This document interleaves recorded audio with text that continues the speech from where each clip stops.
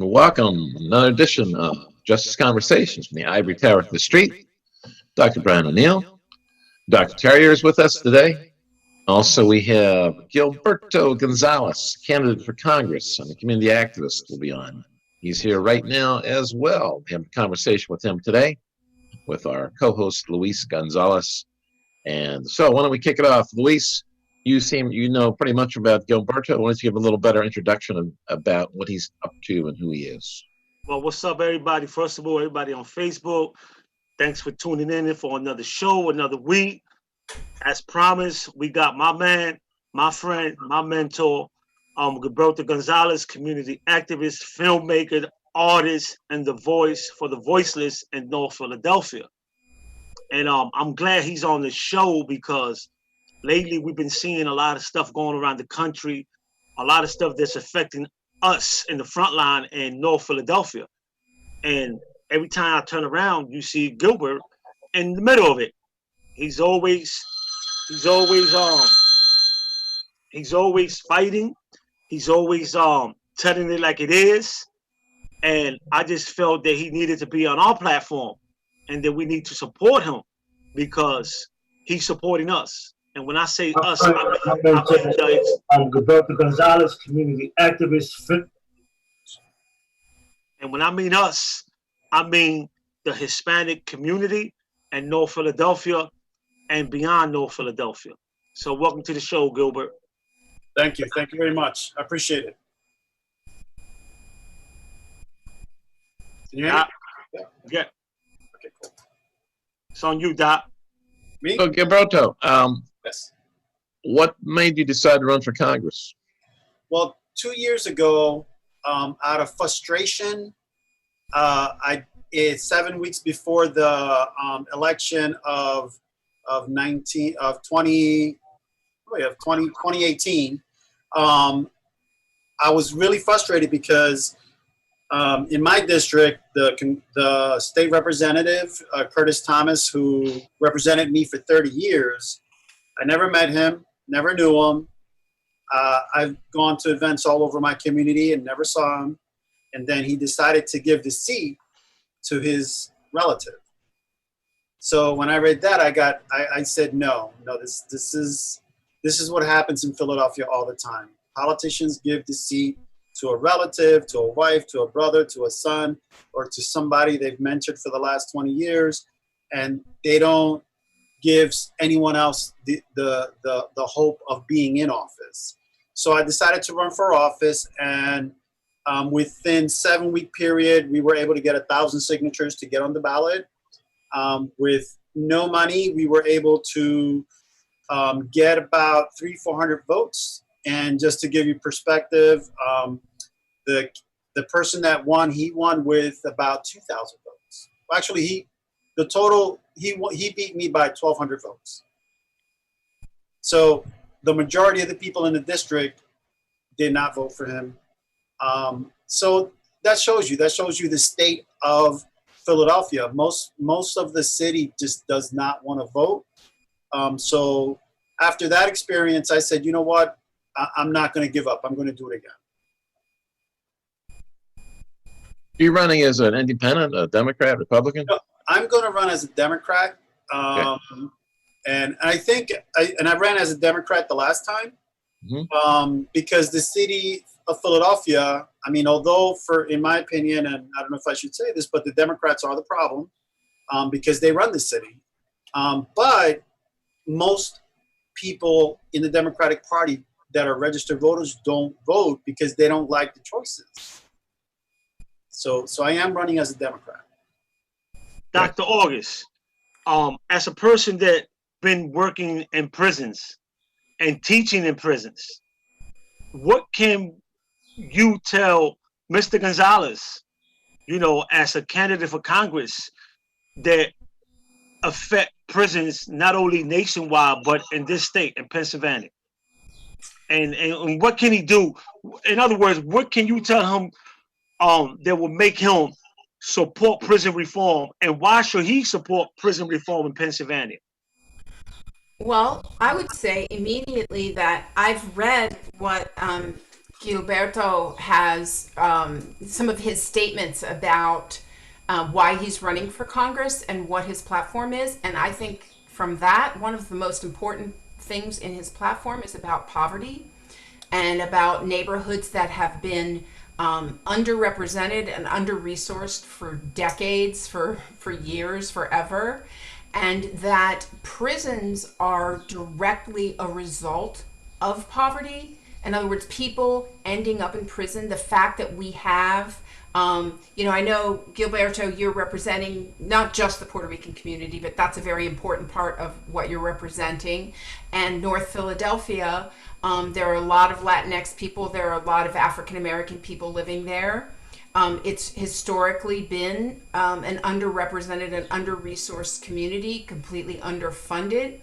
And that community has a very high, a disproportionate number of people in that community are in prisons, right? So when we look, if we just looked at communities in Philadelphia and we look, let's say we looked at Chestnut Hill, or we looked at some place in Montgomery County, and then we looked at the community that Gilberto is representing, we would see far more people from that community locked up than we would from those other communities. And so I'm sure he's very aware that prisons are very much about not just prisons, but the idea of the huge number of people, the epidemic of mass incarceration is based fundamentally in institutional racism and in poverty. Exactly. Totally agree. And I think it starts with even in the school district of Philadelphia, the fact that in North Philadelphia, children are graduating. And I'm an example. When I graduated from Edison High School, I was reading at a 6th grade reading level. And I graduated that way from high school. I could not attend any college.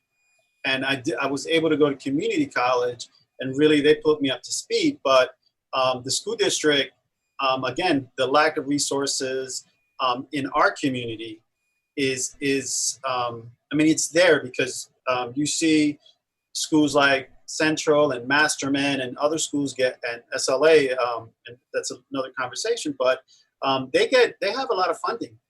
SLA students get new computers when they walk into the school, as opposed to schools in North Philly that get nothing. Also, I think another thing that's super important right now that I would love to hear you talk about, Gilberto, is that the people of those communities that we just talked about have a relationship with the police that many other people, let's say again in Chestnut Hill or some other community, do not have. And I know that you are a filmmaker, and I have been looking into one of your films called 2OG. Yeah, 2OGs. Yeah. 2OG. And one of the things that interests me a lot is that film is about a group of people, Puerto Rican people, who were defenders of their community. And I think right now we're seeing people begin to defend their communities in a new way. We're beginning to understand the police as a force of state-sanctioned violence. And so I would love to hear you talk about the 2OG defenders and how they went up against the police years ago, and also to have you liken that to what the Black Panthers did years ago, because I think the situation is analogous. Yeah, so the 2OGs were the oldest Puerto Rican gang in Pennsylvania, in Philadelphia. They were in the Spring Garden community where I was born and raised. And so 2OG stands for 20th and Green, which is steps away from the Art Museum. So there have been Puerto Ricans in that community for over 100 years. And the 2OGs, they were generational. It was a generational gang that, for example, early on, one of the things they did as Puerto Ricans were forced to come here by the U.S., they were working in factories, and they would leave the factories, and people would mug them and take their money on payday. So the 2OGs would get out of work, and this happened in the 30s and the 40s. 2OGs would get out of work, stand on the corners, and make sure that everyone got home. that no one got mugged. And if something happened, then there were 200 to 300 Puerto Rican men that would be running and saying, "You're not going to do this to our people today." And that was, and the two OGs get a lot of bad. When I did this film, I got no support in Philadelphia from the Puerto Rican leadership because, there's a reputation about the two OGs that they were a gang. But I'll give you an example. My babysitters were two OGs. So when my parents were working their second job in the evening, Cuco, who recently passed away, he was my babysitter. Mm. And I would run up and down the block with him, and he was a lot older than me, but he was my big brother. And he watched over me. He protected me. And that's what the history that was never told about the two OGs. And the concept of what gangs are. Gangs, poverty changed the dynamic of what the 2OG was, but they were originally the defenders of the neighborhood. And what about their battles with police? So in Spring Garden, just like especially it started in the 50s, there was a lot of police abuse against Puerto Ricans. And the police would... In what way? Would just describe it. So for example, like I remember as a kid that I would sit on 17th and Green. There was like this balcony, and I would sit there at 2, 3 o'clock waiting for my dad to get home after having a couple of beers. And as the men came out of the bar, the police were there. And as each person stepped out, the police would beat them and throw them against the wall and make them kneel and body search them. And beat them at the same time. Mind you, they're just leaving and going home. The police abuse got so bad that there was a riot in around the 50s where the two OGs just gathered in big numbers and they told the police no more. You're not going to beat us anymore.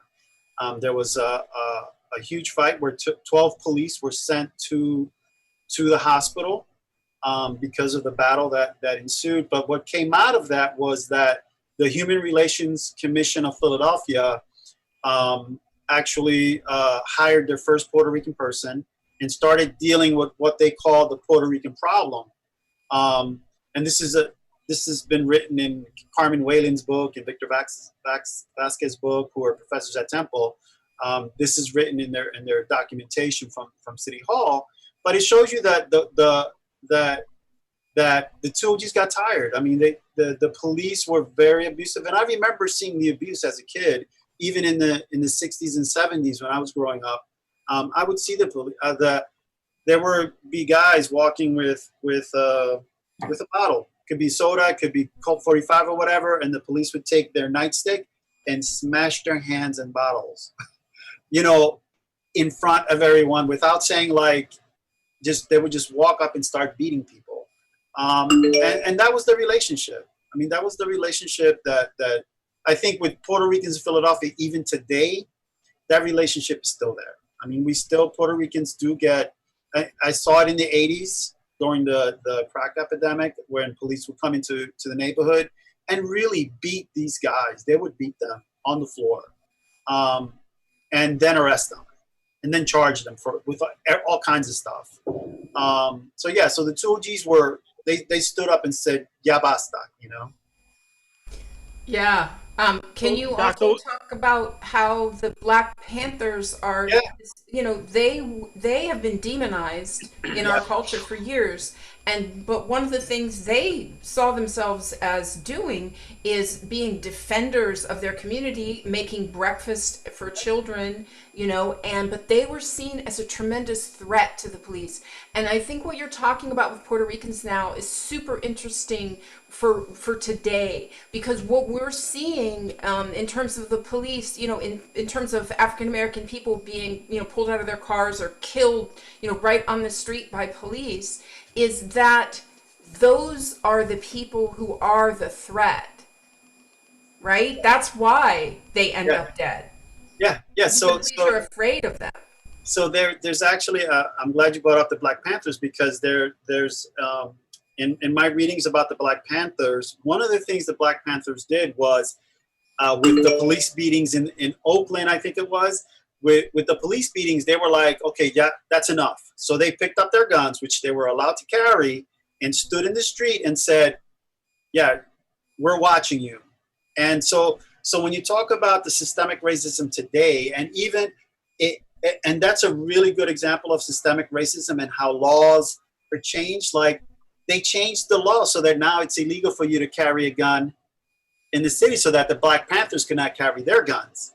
But that law was made specifically for the Black Panthers, you know? And so then you think about, well, where, you know, how is that justice when you make a law that stops Black and brown people from defending themselves against a system that really, from the beginning, it was not designed for Black and brown people, you know? Dr. O'Neill.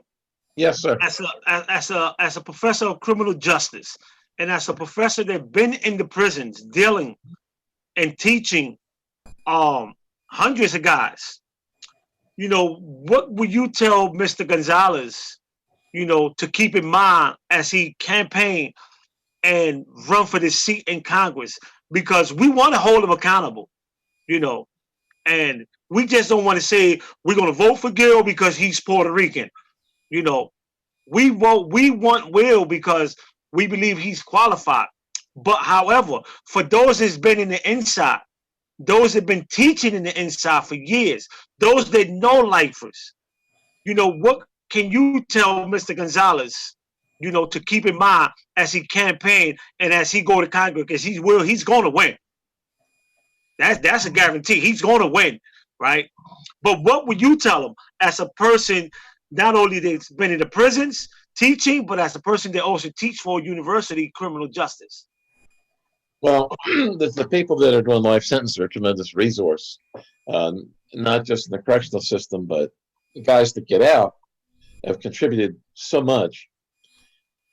The laws that keep people incarcerated for life need to be repealed. And we need to end life without parole in the state. We need to make people parole eligible based on what they do inside, and not continue to punish them for something they did 30 and 40 years ago. So the measure of success is, what have you done in the last 15 years or 10 years, not what you did 50 years ago.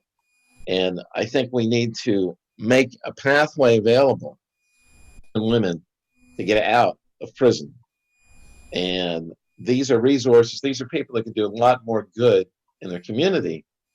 And they do a lot of good things behind bars, but they can do so much more if they were out. And without exception, they've contributed great things.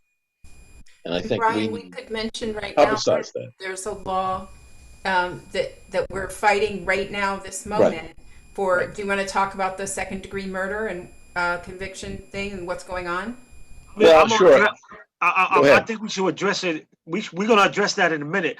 But okay. I want to hear from Mr. Gonzalez, his ideas of prison reform, and if he went, which I think he will, what would he do for the people that are from these communities that's been disproportionately sentenced, that's been in prisons for decades?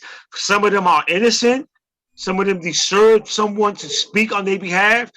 And too often we know that most of the people that get hurt are people that's really have somebody with a voice, with power, that could influence other people to look at their cases. So the question is, Mr. Gonzalez, if you make it to Congress, you know, what is your ideas on prison reform? So there are a lot of moving parts to this, because I think that from the moment that a person is arrested, or even before that, but once they get caught up in the system, criminal justice system, it is designed for us to fail. And I think that our legislators are afraid to tackle these things. And I think that's one thing that, right, as a congressman, you have your lane, you stay in your lane and you do your your laws for your lane, but as a congressman, you also have to advocate in the other lanes, because they're not doing what they should be doing. And I'll give you an example. There was a case where 13 mostly Puerto Rican young men and 1 or 2 African American men went to jail for the murder of one white kid in Port Richmond. There was no evidence. There was no witnesses. But these guys all got life sentences for simply being present when it happened. So, and that was instituted by Lynn Abraham, judge, when she was judge. And she put a lot of people of color in prison for life. She gave a lot of hard sentence to a lot of people, and it was disproportionate. She gave so much to the African American community and Latinos community. So a lot of like that particular case, a lot of people don't want to deal with it because it is the famous judge Lynn Abraham who became DA, because they don't want to rock her boat. People are afraid to deal with her. They don't want to deal with the issue that maybe she did something wrong. You know, sending 13 kids for just being present when someone was killed, that's a crime in itself. These kids were 16, 17, 14 years old. And these kids, the thing is, these kids were the cream of the crop. These were the sons of preachers, Jehovah's Witnesses, Pentecostal people. These kids worked in law firms. These were actually really good kids who just got caught in a bad situation. And she sentenced them all to life in prison.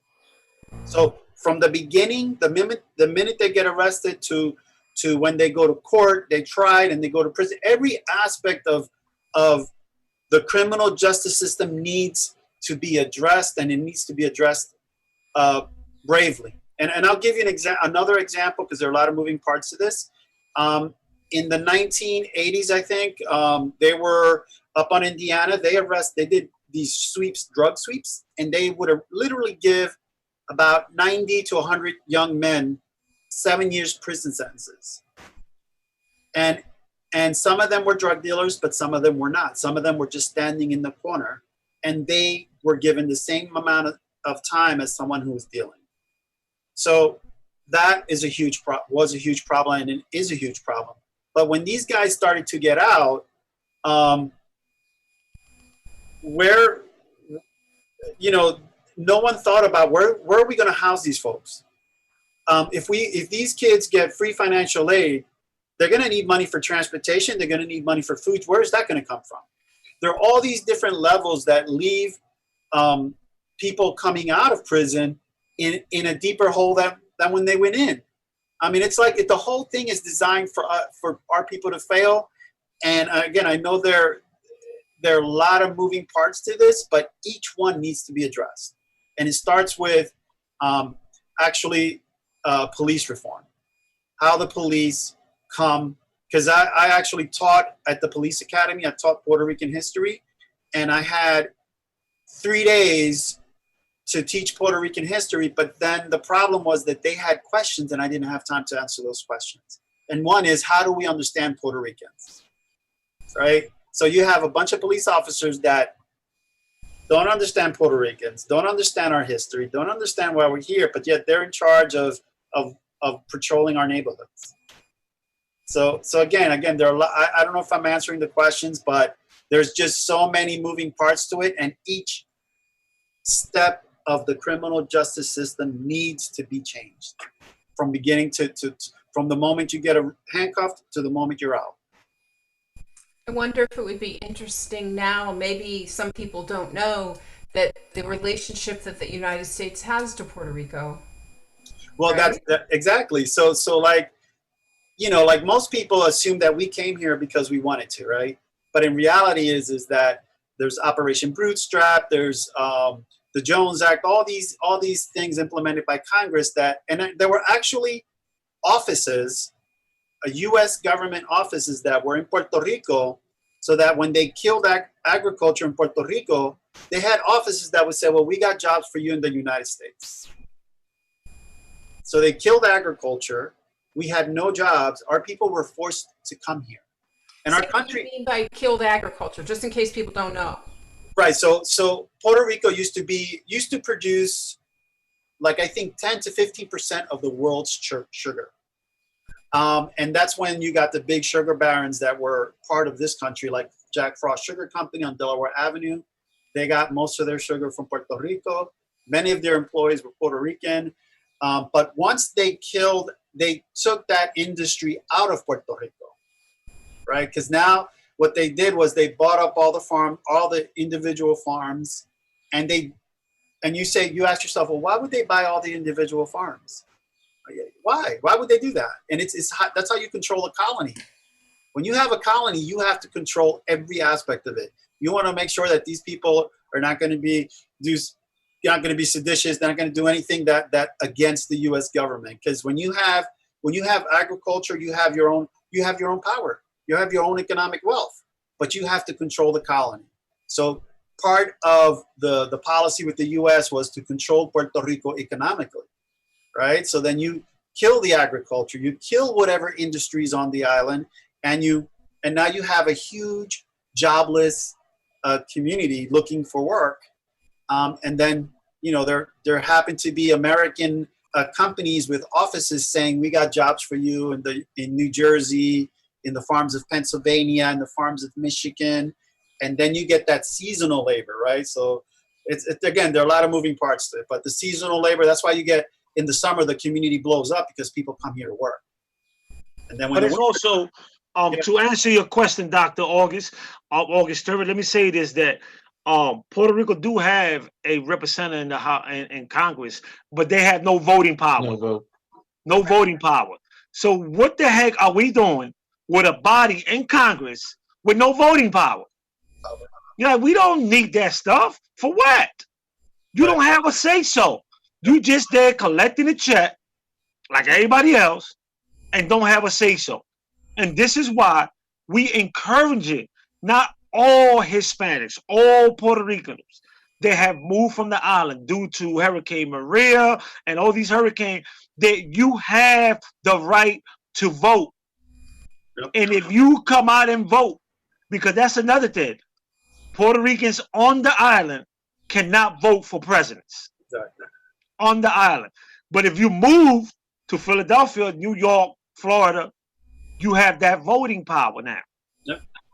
And that's why we're encouraging people to come out November 2nd and let that power be heard, because we are more than just having a president come down there and throw some paper towel at somebody. Yep. That is so disrespectful. Yep. Like, I read about this stuff and it hurts when I read that not one person in Puerto Rico have gotten a stimulus check yet. Import in the island. That's not a coincidence. That's by design. That's by design, because they're still looking at us as slaves. You don't count. You don't have voting power. That's why the president did what he did. Because I guarantee you he wouldn't do that if we had the voting power. And now they're sucking up to Puerto Ricans because they all made that transition to the main line. And now everybody want that Puerto Rican vote. And what I'm telling the Puerto Ricans, use that vote widely. Don't think because he gave you $1,200 because you're in Miami that he cares about you. He really don't. And this is why it's important that we send as many people as we can to Congress to serve as our voice over here. We don't have a voice in Congress if we're in the island, but we gonna have one here. Doc, it's on you, Doc. Yeah, do you know how many representatives in Congress, Latino representatives we have in Congress? Well, I know Puerto Rican descendant. We have Gutierrez, but he's not there no longer. We have a couple of Cubans, right? Like Michael, what's his name? Rubio's, which he don't really represent us. He represent white America, if we want to say that. He's a trunkster. So when it comes to, it depends what you mean. Cubans, Dominicans. We have, I think it's 2 Dominicans, a couple of Cubans, not too many Puerto Ricans. Right. There's a vast underrepresentation. Right. Yeah, and you could, in Philadelphia, in the school district is more a closer data to what the population really is. So in the school district, I think it's about 25, 26% of the population of the school district is Latino. But if you look at the representation in the city, we only have one council person, and I think we have only 2 state reps. And that's in Philadelphia. I mean, it's and if we make up 25% of the population in the city, then we should be making up 25% of the political representation, and we don't. Well, people feel disenfranchised, I would say, because the representatives don't look like them, right? They don't represent their interests. So you would be a step in the right direction because that would be more of a connection to the power base. So yeah, the 2nd congressional district, which is the one that I want to run in, it has about close to 200,000 Puerto Ricans, just Puerto Ricans. But then you also have Dominicans, you have Colombians, a large Colombian population. You have Mexicans, you have Brazilians, and it goes on. It's a really, really diverse district. There's a lot of potential to be tapped. Yep. So, Mr. Gonzalez, let me ask you this: why is it that we don't have that representation? Is it because the old leaders have been there, block new, young bloods, ideas, or because people not running? Which one is it? So it's again, there are a lot of moving parts to this, and one of them is definitely that institutional racism. We go back to that. There is voter suppression here in Philadelphia, and I'll give you a perfect example. The mayor was elected with about 200,000 votes in a city with 1.5 million people. That means that most people did not vote. And if you go deeper into that, you break up all the data, you go into the different wards, into the different sections of the city, you'll see that, like, for example, even up to the 80s, some of the polls were in people's homes in Kensington in the 80s. And so, like, if the person was white, they would not allow the Puerto Rican person into the house to vote because they would say, this is my house, I'm not letting any Puerto Ricans in. I mean, so voter suppression continues today. I mean, even when go ahead. No, go ahead. Finish Yeah, so again, there are a lot of reasons why, but I think the low voter turnout is because the history of voter suppression in the city. So let me ask you a question, and you don't have to answer it if you don't want to, right? But we're here to ask serious questions and honest questions. In your belief, as a community activist that's been in the community all your life, do you believe that some of our Latino leaders, the ones in position, participate in voter suppression against their own kind? Yes, without a doubt. I mean, you look at there's I don't know if, well, I'll just say it, Angel Cruz's district. I mean, he was elected. His district has like about 10 to 20,000 people, and only less than 2,000 people voted. You look at the recent race between Maria and Angel Cruz. I think that in a district with 70, 80,000 people, they each got about a little over 4,000 votes. And I think she won with about 300 more than him. But that shows you the amount of people that didn't vote, right? How many people did not vote? If you only have less than 10,000 people voting in a councilmatic district. I mean, when other districts have, that was about less than, like, you're looking at 13% voter turnout in that district. Other districts have 30, 38%. And the reason I ask that question is because as a person that's out there, and we be out there at different events, I have noticed that when it comes to voting, right, in the Latino community, we got these little intimidating characters that come out and want to start fights with people. If I support this candidate or that candidate, that's voters intimidation. So and our leaders and our Latino leaders don't address it because it benefit them. It's their street crew that's out there intimidating people. The very first time I voted, because as a Puerto Rican, I never voted until like I was like maybe 30 years old, because again, the inequities to me felt like my vote didn't matter. So I never voted until like about 30. But when I voted, I also worked the polls, and I worked a poll for a particular candidate, and I was threatened because I wasn't supporting the Democratic Party. So the Democratic Party actually came specifically to me because I was reporting to the Committee of 70 that they're going into the polls with people. I don't know what's going on. That's illegal. You know, so the Committee of 70 came out, and then they were like, yeah, you can't do that. What's going on? Because the poll workers were doing it. The poll workers were going into the polls, and you know, there's a process for that. You can't just walk into a poll with someone. There's a process for that. But they were just going in there and doing whatever they were doing, and I reported it. So the Democratic Party sent over some goons, and they were like, you know, you need to learn how to be quiet, and you could really get hurt. And my response was, you know what? This is my neighborhood. I got on the phone. I called my family members. They came out. I said, this is my neighborhood. You're going to threaten me. I got my people. You're going to threaten them too. Then we'll see who stands last in this neighborhood. And they left. But they came over here like really threatening me, you know? And again, like I thank my two OG brothers that came out. Some of them were they came out. They were like, yo, that's not happening here, man. You leaving Gil. So, but that's what happens in the streets. It's ugly. Philadelphia is ugly, man. It's ugly. So why do you think that the Latino leadership that we have, which is really like three people, we got one council person, 2 state reps. Yep. Why do you think that they can't work together for the common good of the people when they're representing the same community? Like, what is the problem with our leadership in our community that we can't work together? Nobody likes this guy, nobody likes that guy. And what's the problem?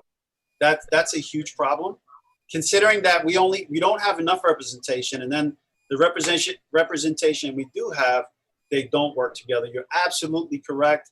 How do we fix that? We have to elect people that will work together. We have to elect people that will put personal agenda aside, that will put personal bad feelings aside. Because when you're serving, you should not be taking things personal.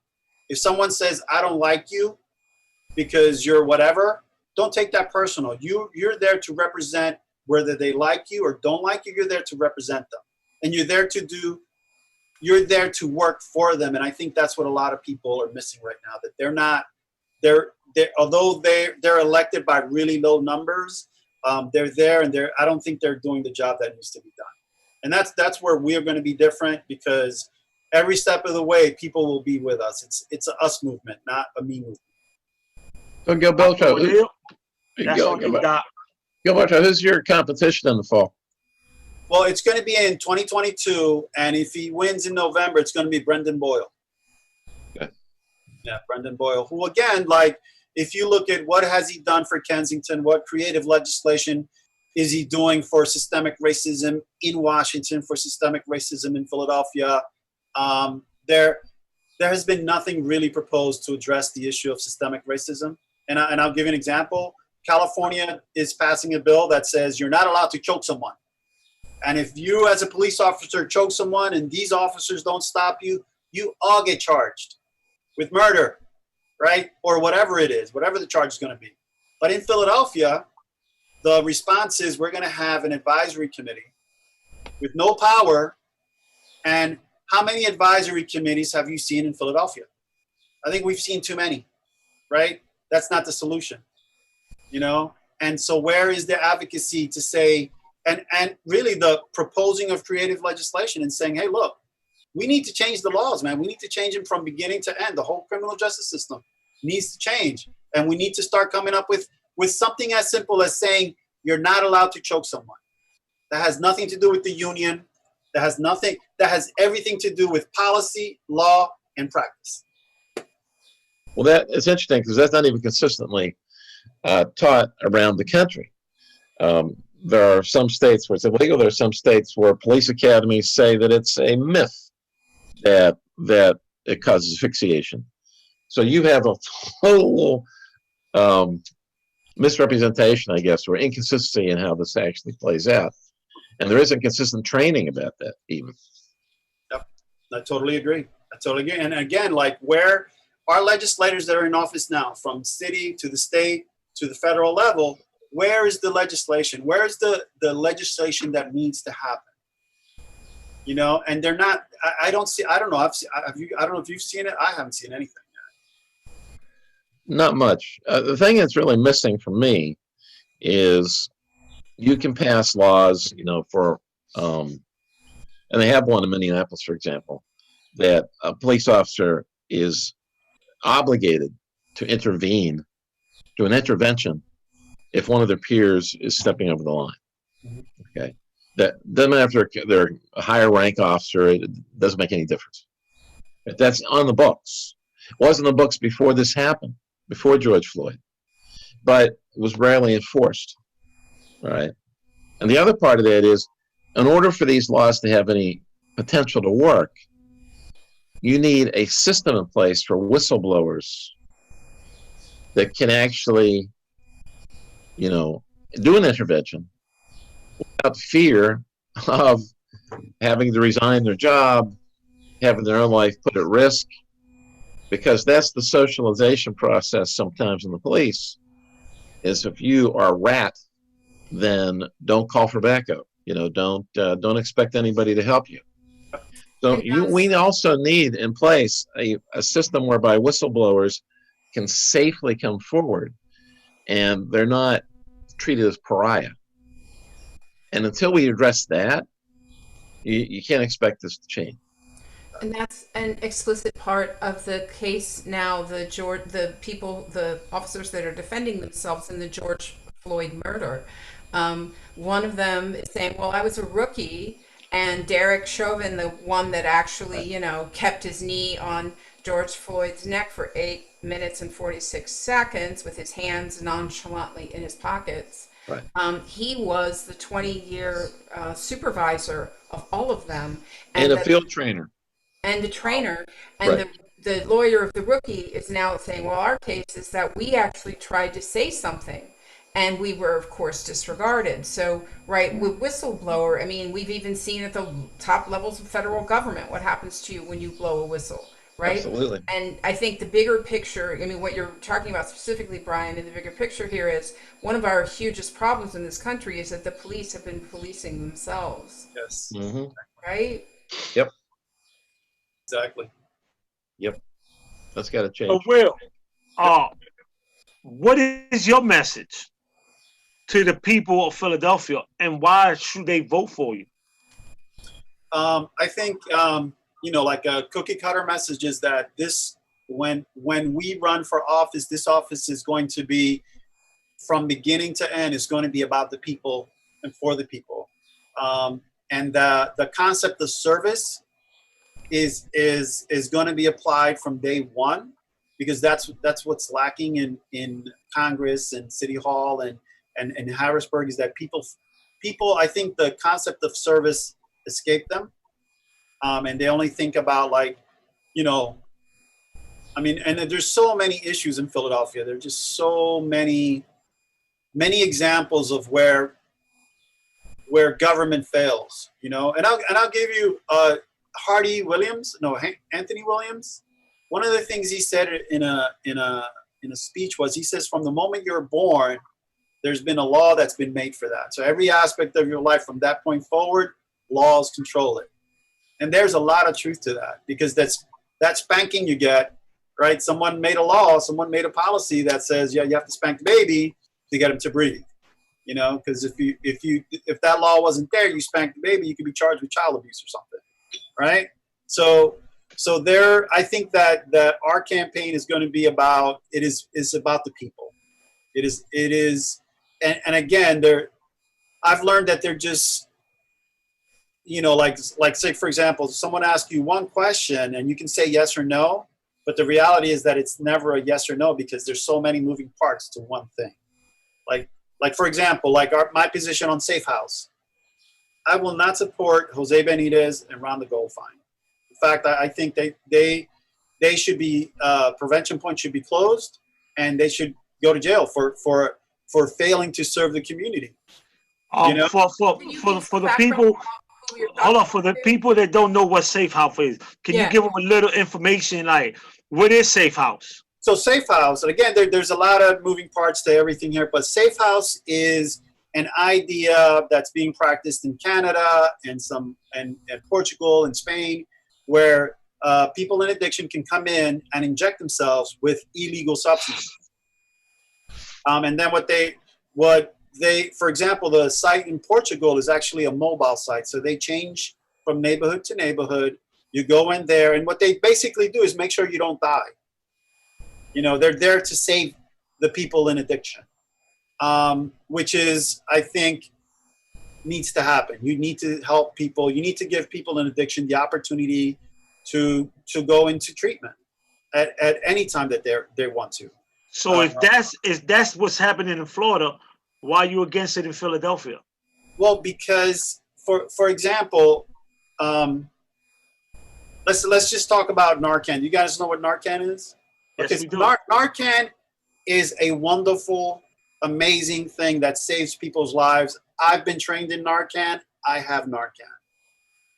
The problem is that when you inject a person with Narcan, the thing is, it's really focused in Kensington. There's so many people carrying Narcan in Kensington. So when you inject yourself and you overdose, these people will bring you back to life, right? And this is really being practiced heavily in Kensington. So you come back, they bring you back to life, and what's the first thing you want to do? You want to get high again. So you will cheat, you will rob, you will take money from the child going to the store, you will steal that gallon of milk, you will steal that can of beans so that you can make money to buy more drugs. So Narcan has increased the drug business like 10 times, right? So a really good effort, and no one's thinking about the consequences. Like, what is the negative effect of that? And the negative effect is that drug dealers love it too. So Prevention Point, which is at the center of this, you know, when I brought this to their attention, they're like, oh, well, what can we do? I said, well, you came up with the idea, right, of giving out needles, of using Narcan. Well, why don't we troubleshoot and figure out what we can do to help the rest of the people that are not in addiction? You know, to make sure that the kids don't get stuck with the needles in the parks, to make sure that when someone comes back to life, that they're not out there robbing the children and robbing the seniors to get another fix. None of that is talked about. And that's why I would not support Ron the Goldfine and Jose Benitez. I just can't. I mean, and to add to that, I say that I was just having a conversation with a good friend of ours, and I won't say his name. And he was telling me that he was very concerned because the kids that he mentored cannot walk around Kensington in slippers. You know, everybody walking somewhere in slippers because they fear that they might get poked by some of the needles on the ground. Yeah, because there are hundreds you know, of needles on the ground. And I just think that is so profound and deep when kids, babies, can't enjoy themselves because they fear they might get poked by a needle. Yep. You know, and this is what I ask our community leaders. Clean that up.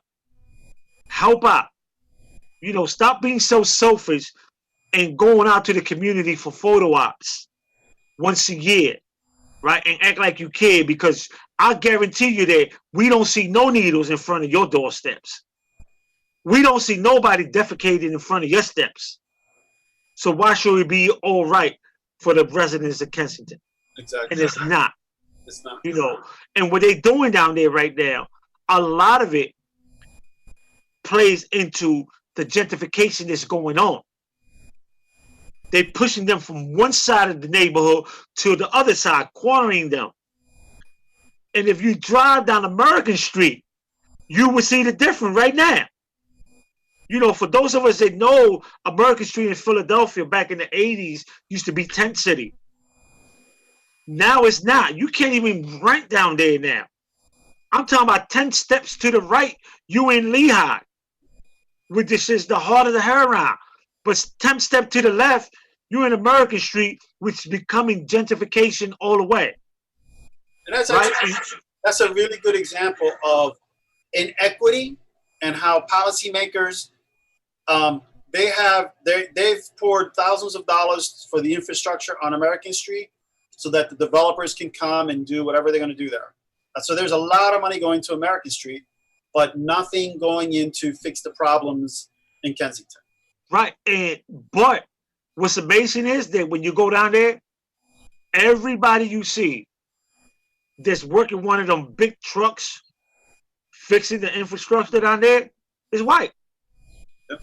It's none of our people with them jobs. Exactly. You know, and I asked the question, what is our community leaders doing? What is our council people doing? You know, are they really doing it for the community, or are they enriching yourself? Because I guarantee you, if I go down there and try to get some property in American Street, I can't. I can't. I will be told, well, you know, we trying to bring jobs to the community. That's bullcrap. Because every building that's going up there, the rent is $1,500 and up. That's not affordable living. That's not affordable living. No. You know, they tell you we're going to have some affordable living down there. But for who? Right, most people, if you're not making $70,000 a year in your job, you can't live right in America the way you want to live. So what they're doing is the same thing they did at Northern Liberty. They changed it from Front Street to Northern Liberty, took it over, and now what you see down there is people that don't look like us. If you go down Green Street and Brown Street, we all know that was all Puerto Ricans back in the 70s and 80s. You can't even walk through there without getting stopped by the police. Hey, buddy, what are you doing down here? You know, so I asked the question, at what point do we, the citizens of the city, should hold the leadership accountable? And how do we hold them? You know, you are running for United States Congress. That's a prestigious position to have, right? At what point should the citizens should hold you accountable if you mess up? From day one. From day one. From day one that you are in office. I'm not in office now, and people hold me accountable. You know, people get upset with me because there were, you know, the Kensington event the other day. I spoke, and I got a lot of hate for that. What event? There was an event at Kensington held by Shannon Farrell of the Harrogate community. She's white, and she represents about 70% of the people she represents are people of color. And they had a rally at Kensington and Allegheny to hold the city accountable, to say, you need to invest in us now. You need to invest in this community now. During the protest, people in addiction were yelling at us, telling us to get the hell out of there, get the fuck out of here, do all this stuff, get out of there. They were hating the protest. Luckily, there were enough police there to protect us, but I got hated because people were saying that that I support white people. You know, how could I be there speaking and supporting whites? And I'm like, well, Kensington is not just Puerto Rican. It's black, and it's white, and it's Asian. And we all need service. We all need service. So I was there speaking on behalf of all of us. But people were and Suave saw people were kind of hating on me. But that's not the first time. And people speak out, like when I speak out against Safe House, there were in other forums, people yell at me because I'm against Safe House. People confront me, and it's like, let's have the conversations. Let's talk about what I'm saying, and I want to hear what you're saying, and then maybe we can find some common ground, or maybe we can't. But yelling and cursing at me is not going to help anyone. You know, so people right now are, Suave, people sometimes don't like what you have to say. And I think part of our campaign is going to be, for example, you guys know that civics was taken out of the public school how many years ago? Decades ago. I mean, people need to learn how government functions. And that's going to be part of what we're going to be doing too, is making sure that people understand that everything that goes on in their community is a government policy. You know? And I'm not trying to make an endorsement for nobody, right?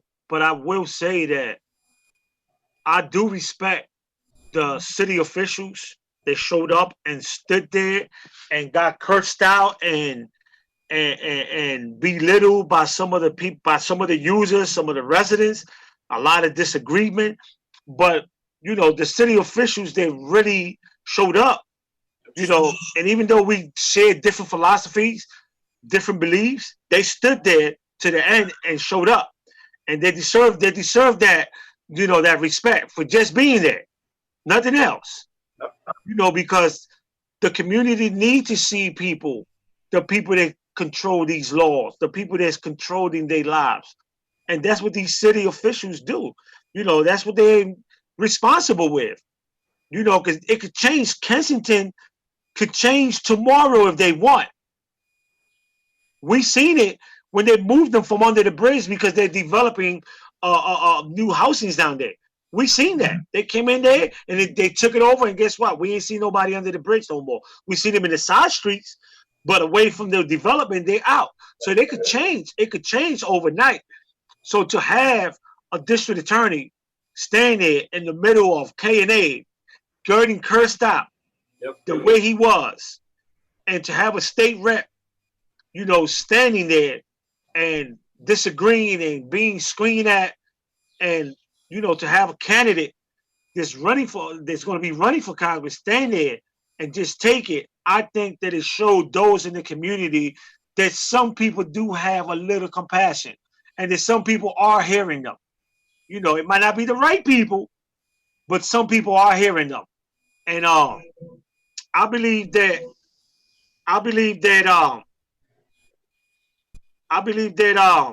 some people need to understand that it's not all going to be gravy. It's not all going to be gravy. It's not all going to be me. There's going to be some disagreement, but we have to support what we got, right? We have to support what we got. We have to support it. And if we don't like it, then we have the power to go to the voting booth on November 2nd and let our voice be heard. Because again, if we vote for you, you work for us, for the people, not for you. You are voice. And nowadays we don't have them candidates. We have candidates that want our votes, but they don't want to be our voice. And I'm not down with them candidates, because as a taxpayer, as a registered voter, I would like to believe that my vote count. I would like to believe that. And I would like to believe that if I need to reach my congressman, my state representative, that I can reach them and not get a machine, leave a message, we call you back, which they never do. Right? And knowing you as a person, this is not an endorsement for nobody else. This is just Suave's belief. I believe that it's about time that we get people in office, whether it's city or Congress, right, that's going to represent our community. And that could only happen when people are suffering like the people they represent. If you can't see yourself in the shoes of an addict in Kensington, you have no business representing that person. You have to see yourself in that person. How the heck you going to try to represent me, but you can't see yourself in my shoes? That's the problem. That's the disconnection that we have with these states, with these state reps, with these city council people that represent a community that they can't really communicate with. They've been out of touch with. And that comes because the minute you took office, you decided that it's about what I could do for my friends. How can I enrich my people and heck everybody else? So I'm telling you, Mr. Gonzalez, that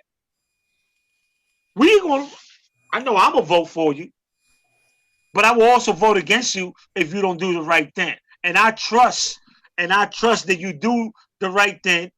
And thank you for coming on our show. Our time is up. For closing words, Dr. August, any closing words, and then Dr. O'Neill, because our time is up. I would just say that people should go and watch 2OG. and think about the relevance of it to this very moment. Communities rising up and dealing with the police in ways that we think is brand new, but is actually maybe happened decades before. All right. I would just thank you for tuning in, and thanks to Gilberto for giving it a shot. We need more people like him to come forward and mobilize the whole population out there. And we want to thank Dylan, our producer, and our show is sponsored by Westchester University. And we want to thank everybody that's on Facebook, Miss Linda, David Moore, and everybody just been tapping in. These are conversations that we're going to keep having. We hope that Mr. Gonzalez come back and give us updates on what's going on in the community. And to all the people that's listening out there, you know that a justice conversation going to call it like it is. You know, if you clowning, we're going to send you to the circus. We don't have time for that. We really don't. You know, these times are critical, and we want to support people that represent our people. And our people are not just in North Philadelphia. You know, unfortunately, we have a lot of our people, especially the 197 district in Philadelphia, has the majority of their citizens incarcerated. You know, and the reason we brought Gilbert here is because he is concerned with what treatment can we give these brothers coming home. There got to be something in place. Not when you come home, we send you here. Something that we know you coming home. We have an apartment, a job. We have some food and clothing to get you started. And we're going to hold you accountable. You know, and that's what he's all about. And to me, you know, most people that's coming home, we don't want much. All we want is an opportunity to give back to our community and to be held accountable. And when you do that, you'll be surprised of the results that you get. And for a lot of people that don't know, before I leave, Dr. O'Neill and Dr. August were two of my professors when I was incarcerated in prison. And it's because of them. It is because of them that I was able to obtain my degree, you know, and come home somewhat prepared for the workplace. Because if you come home without a GED or high school diploma or degree, you're going to have trouble getting a job. You know, so I thank both of them every day for taking their time, coming up to the prison, getting harassed at the door, being made wait 2-3 hours before they could be let in to teach me so I could get my degree. You know, a lot of people don't know that. You know, he's not just my partner in this radio show. He is one of my professors. So I thank you, Dr. O'Neill. I thank you, Dr. August. And Dr. O'Neill, I'm still waiting for my aid. You never gave me an aid, but that's all right. And to the people out there, we see y'all next week. Our next guest next week is Donnell Drinks, the founder of the organization Grown. We will be speaking about voters registration in the Latino community. It's going to be a good show. And our music is played by Moby. We see y'all next week. All right. Peace. Peace.